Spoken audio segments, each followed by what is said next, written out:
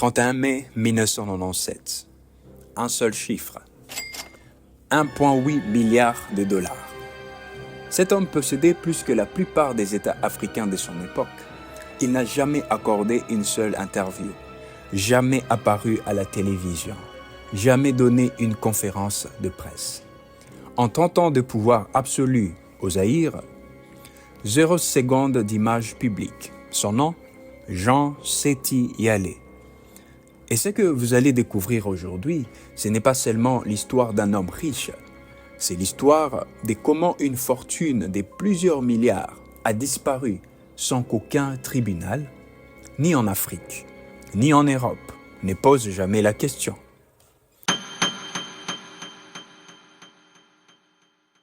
Pendant que Mobutu paradait en léopard devant les caméras du monde entier, un autre homme tenait les vrais leviers du Zaïre depuis l'ombre. Pas des photos officielles, pas des discours, pas des procès. Il s'appelait Jean Séti Yalé. Ses collègues l'appelaient Zero One.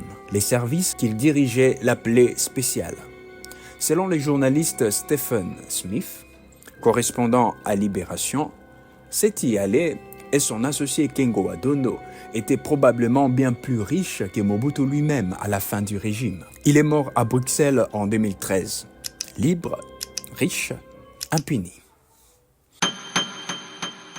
Ce que vous allez entendre est documenté. Source, archives gouvernementales canadiennes, Human Rights Watch, câble diplomatique américain déclassifié. Et les témoignages publiés d'un ancien agent des services secrets qu'il avait lui-même recruté. Là où les faits sont incertains, je vous l'ai dit, là où les archives se contredisent, on va en parler ensemble. Parce que les zones d'ombre des gens Séti Yalé, il y en a beaucoup, sont elles-mêmes une révélation.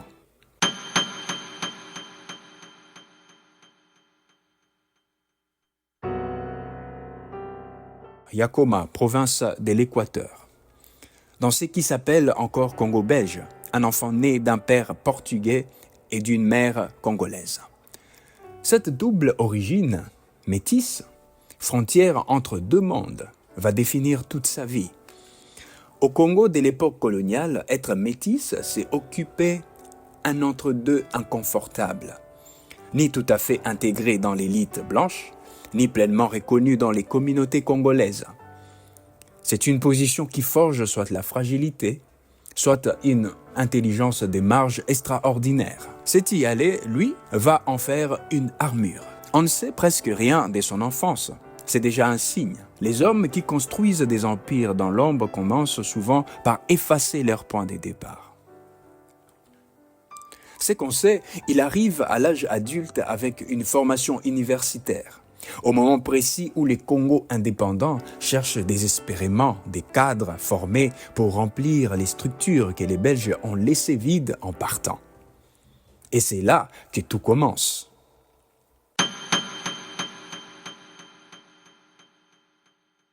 Début des années 1970, Kinshasa. Les pays s'appellent désormais les Zaïre. Mobutu Sese Seko est au pouvoir depuis 1965. Il a renommé les fleuves. Il a renommé les pays, renommé les hommes. Il a besoin de Dieu. Séti Yalé intègre la Sûreté nationale, qui sera rebaptisée Centre national de documentation, les CND. Dans les couloirs du pouvoir zaïrois, ces sigles vont devenir synonymes de quelque chose de très simple, la peur.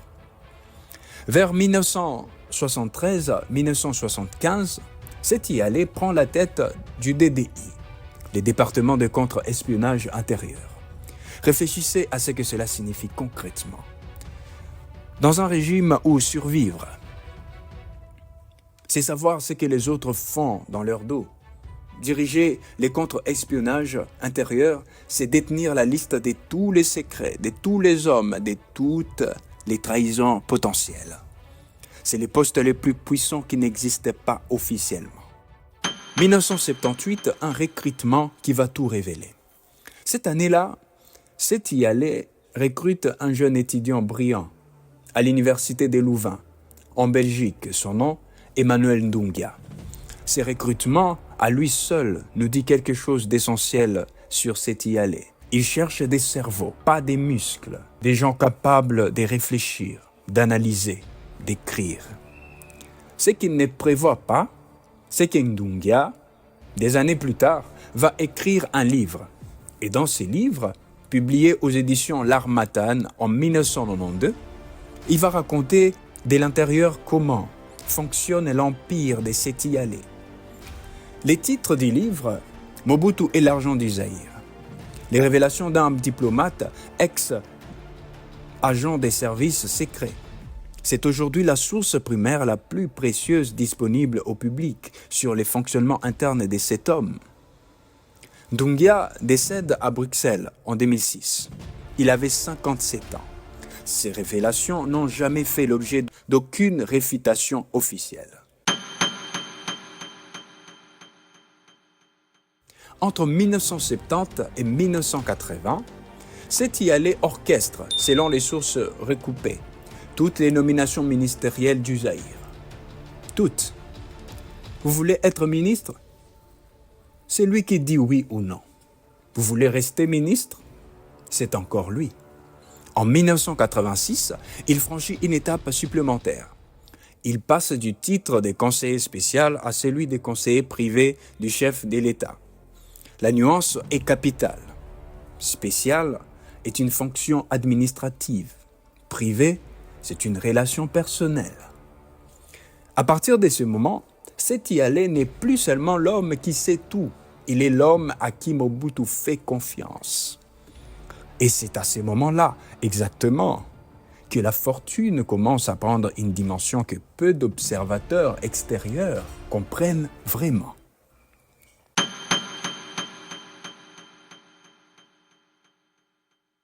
Parallèlement à ses fonctions officielles, ou plutôt, grâce à elles, Séti-Alais bâtit un empire commercial.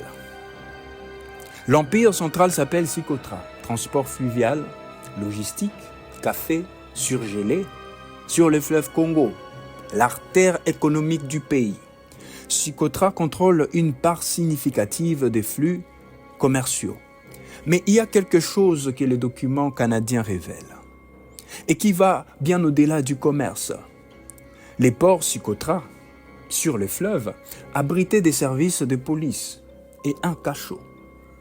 Une entreprise privée des transports avec un cachot à l'intérieur. Dans un régime où l'État et les intérêts personnels du cercle présidentiel ne font qu'un, c'est la définition exacte du pouvoir absolu. L'ancien directeur des cabinets de Mobutu, José Patrick Nimi Maïdika Ngimbi, l'écrit noir sur blanc dans ses mémoires. Aucun Congolais, hormis Séti-Alais et Kengo Adondo, n'auront, aux côtés de Mobutu, joui des pouvoirs, de la confiance et d'une influence politique comparable. Kengo Adondo, Bemba Saolona, Jean Séti-Alais. 3 hommes, tous métis, tous issus de l'orbite présidentielle, tous incroyablement riches à la fin du régime. Et le journaliste Stephen Smith, dans Libération, pose la question que beaucoup n'osent pas formuler. Et si la fortune de Mobutu n'avait jamais vraiment été la sienne? Et si ces prête-noms, Kengo et Séti-Alais, étaient en réalité les vrais milliardaires du Zaïre? Certaines sources évoquent jusqu'à 4 milliards de dollars dans les années 1980. La lettre de l'océan Indien, en 1997, chiffre la fortune de Séti-Alais à 1,8 milliard de dollars. Et là, vous vous demandez probablement la même chose que moi. Où est cet argent aujourd'hui?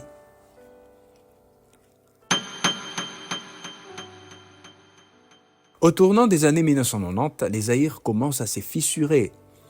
Les pressions démocratiques s'intensifient. La conférence nationale souveraine force Mobutu à lâcher du lest. Dans ce contexte de fragmentation, quelque chose se passe dans l'entourage présidentiel. La famille biologique de Mobutu cherche un bouc émissaire. Séti-Alais, l'éternel conseiller de l'ombre, commence à être écarté, progressivement, discrètement.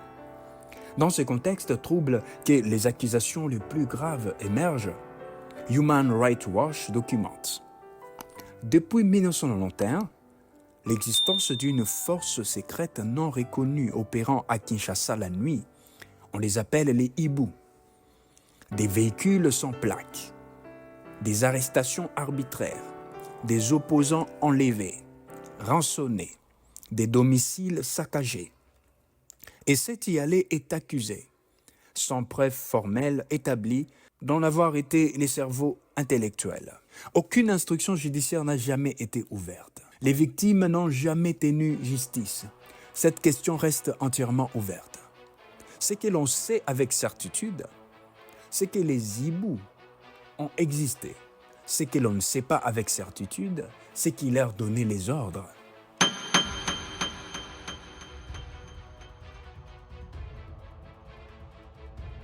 « 17 mai 1997, Mobutu fuit Kinshasa. Laurent Désiré Kabila entre dans la capitale. Les Zaïre disparaît de la carte. La République démocratique du Congo renaît de ses cendres. Pour Seti Allé, c'est la fin du monde. Sécotra est immédiatement confisqué par l'État via l'Office des biens mal acquis. L'empire fluvial, les entrepôts, les infrastructures, tout passe sous contrôle des Kabila. Mais Seti Allé, lui, s'en va. Faro, au Portugal, Bruxelles, Paris, Rabat, Abidjan. 5 villes, 5 résidences, un passeport européen, portugais, acquis à une date et dans des conditions que personne n'a jamais élucidées. Il continue à vivre dans un luxe apparent. Les propriétés immobilières en Europe et en Afrique sont là. L'argent est là. D'où vient-il? Sécotra a été saisi, mais Sopex, module 2, d'autres structures encore, peut-être inconnues, peut-être offshore, personne n'est laissé. Aucune enquête ne l'a jamais cherché. 1998, une apparition troublante. Un an après la chute, Seti Allé est aperçu à Badonite, les fiefs de Jean-Pierre Bemba, fils du grand homme d'affaires Bemba Saolona, autre pilier du triangle des confiances de Mobutu. Puis à Goma, siège du RCD, l'autre grande rébellion armée de l'époque. Quel rôle joue-t-il? Conseiller clandestin? Financier discret? Simple observateur? Les sources ne les disent pas. Les documents n'existent pas ou n'ont pas été retrouvés. C'est une ombre dans l'ombre.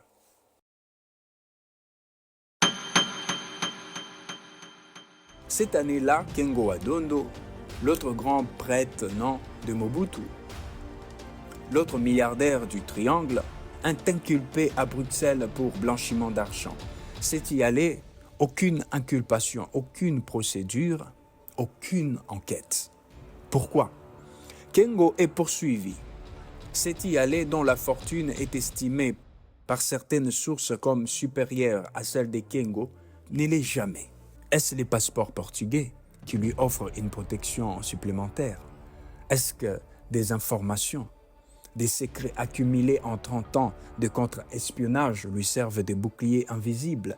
Est-ce simplement que personne, ni en Belgique, ni au Portugal, ni en France, n'a jamais eu la volonté politique d'ouvrir ce dossier?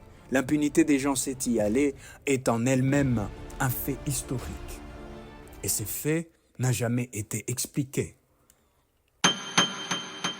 Lors de la transition 1+4, quand Jean-Pierre Bemba devient vice-président de la RDC, Seti Allé rentre au Congo brièvement, discrètement, sans déclaration, comme il avait toujours tout fait. 16 mars 2013, Bruxelles. Jean Seti Allé meurt d'un cancer. Il avait 70 ans. Aucun tribunal ne l'aura jamais jugé. Aucun journaliste ne l'aura jamais interviewé. Aucune caméra n'aura jamais capturé son visage dans un contexte plus public. Un blog de la diaspora congolaise note sobrement, en 2026, 0 investissement visible au Congo, aucune école en son nom, aucun hôpital, aucune entreprise identifiable, juste une fortune et les silences. L'histoire des gens Seti Allé C'est l'histoire d'un Zaïre où le pouvoir réel n'a jamais eu de visage. L'histoire de Jean Séti Allé, c'est l'histoire d'une fortune des milliards qui s'est évaporée sans laisser des traces, sans aucun tribunal, dans aucune banque identifiée. Où est l'argent? Qui sont les héritiers? Surtout, pourquoi personne, ni en Europe, ni en Afrique, ne pose officiellement ces questions? Ce sont les vraies questions de cette histoire. Elles n'ont pas encore de réponses. Si cette vidéo vous a appris quelque chose que vous ne saviez pas, partagez-la. L'histoire de cet homme mérite d'être connue. La semaine prochaine, on continue.